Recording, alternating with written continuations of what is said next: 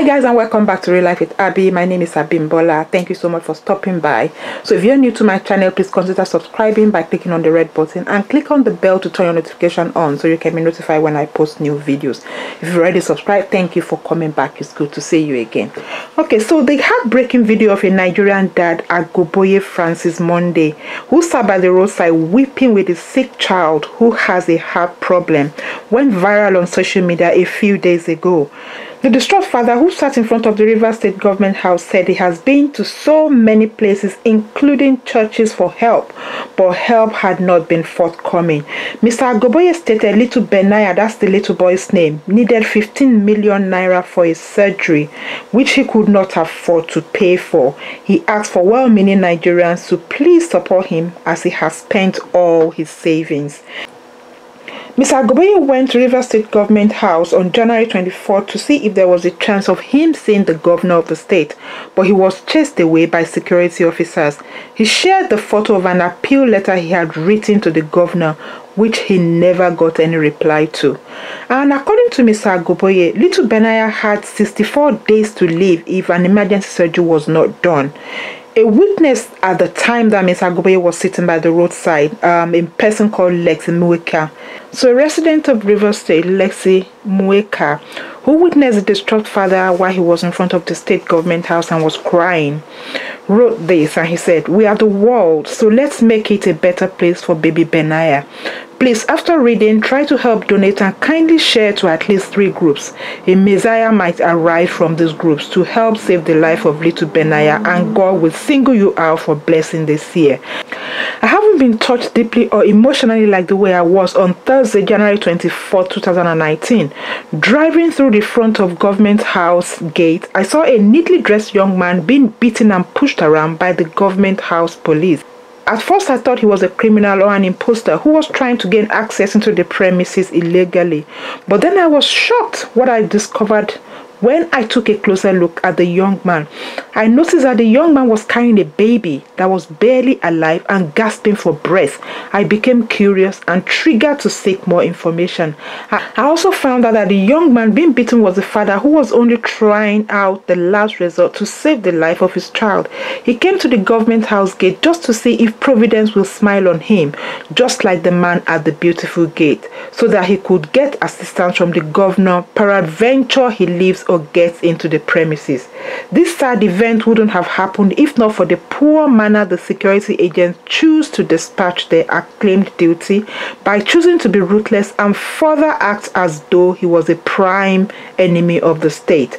The young man had no other means to reach the governor, as he has on several occasions written letters appealing for any form of assistance that could aid him to preserve the life of his baby. Making an attempt to salvage the situation, I then walked right across the road in an attempt to pick him up, and he sighted me and broke out in a loud cry, calling to God. He was solely all about saving the child because he cried to help save his son, because that was all he had. This broke me. I didn't even know when I broke into tears with him right in the middle of the road in front of this Rivers State Government House. I offered to reach out to him and saw the child, who had barely 2 months to live if a heart surgery is not performed urgently, and it has to be done abroad, and the time was fast ticking. Now the painful part of the whole issue is that the young man is from Okrika local government area in Rivers State. But what happened to the Rivers State healthcare programs? This is just a bit of what he's written in the appeal that he asks people to share on social media. And then he's written as well, little Benaya must not die and will not die. 3,000 naira times 5,000 person will give 15 million naira. 1,500 naira times 10,000 person will give 15 million naira. 1,000 naira times 15,000 persons will give 15 million naira. And then he's left the bank details of Mr. Agoboye, that is little Benaya's father.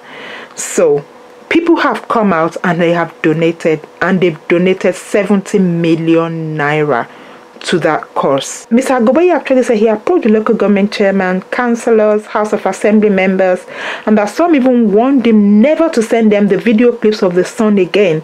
And these people, they embezzle money And yet they do not even have a heart to save a sick child. It's appalling. Mr. Agoboye also reported that he went to different churches for assistance and that some of them gave him 10,000 naira, 20,000 naira and told him that that is all they can afford. Mr. Agoboye also said he met the governorship candidate of Accord Party in Rivers State, Dumolulu Briggs, who gave him meager $100 out of 15 million naira. Would this man say that is all he can afford as well? I don't. He actually has a charity organization. I don't really know. I don't know. But it's really disgusting that all he could give him was $100. So Nigerians, including Daddy Freeze, rallied around Mr. Agoboye and raised the sum of 70 million naira for this little boy so he could get treated. This is amazing. I think Nigerians are good. They are very good when it comes to things like that. And a very big thank you to every single person that contributed in one way or the other just to make sure that this little boy gets treatment and leaves.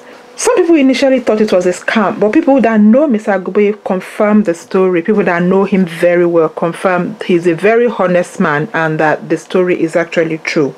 So today, the humanitarian worker KBK, who joined other Nigerians to help raise money for little Benaya, shared a post on his Instagram page. In the post, he alleged that Mr. Monday had cut him off since the 70 million naira was donated, making people feel he had absconded. This is what KBK wrote on his Instagram page, and I read. Scores of people have been asking for updates about little Benaya, but the truth is I don't have any. Mr. Monday decided to cut all communications with me just after the campaign. I realized he actually blocked me. The situation is still the same till today. I sent other reps and it's all fruitless and subsequently stated that a team will contact me, but nothing till now. I'm bowing out with a clause that if anything happens to the boy because they are slow or they follow the wrong path, he will have many questions to answer from the donors. So that was KBK's post on his Instagram page on 3rd of February 2019. However, Daddy Freeze on his live show this morning called Mr. Monday Agoboye on the phone, and in the video call, Mr. Monday denied absconding with the donations made. He stated he chose to go low-key for several reasons because of where they live. He also stated that they are set to travel out of Nigeria as soon as possible so that little Benaya could receive the appropriate treatment since there is enough money for that to be done now. He also showed passports he has procured for himself and his son. Mr. Monday Agoboye also said he has been busy with his wife, who just gave birth on January 31st. So that's what Mr. Agoboye has said. He has not run away, because a lot of people are saying he's absconded with the money. I think for a man to come out and cry out to say his son is very ill and ask for and solicit for funds for him to be treated, now that he has the money, I don't really see why he will have to run away, because it's his son. He was concerned in the first instance. That was why he cried out to people for help. And now that he's got the money he needs, why would he run away with the money, knowing fully well that if the boy does not receive treatment, if the operation is not carried out, he's gonna die. He doesn't have so long to live except God intervenes. Anyway, that's it, my people. Mr. Agoboye has stated clearly that he has not run away, but he's just decided to keep low key because of his environment and because of that amount of money. You'd never know. Nigeria is such a horrible place. Sometimes we have so many bad people in Nigeria, so you need to be careful in whatever we do, especially when it involves money. All right, guys, so that's it for me today. Let's have a conversation in the comment section. Please like, share and subscribe, and I shall see you in the next video. Thank you for watching. Bye.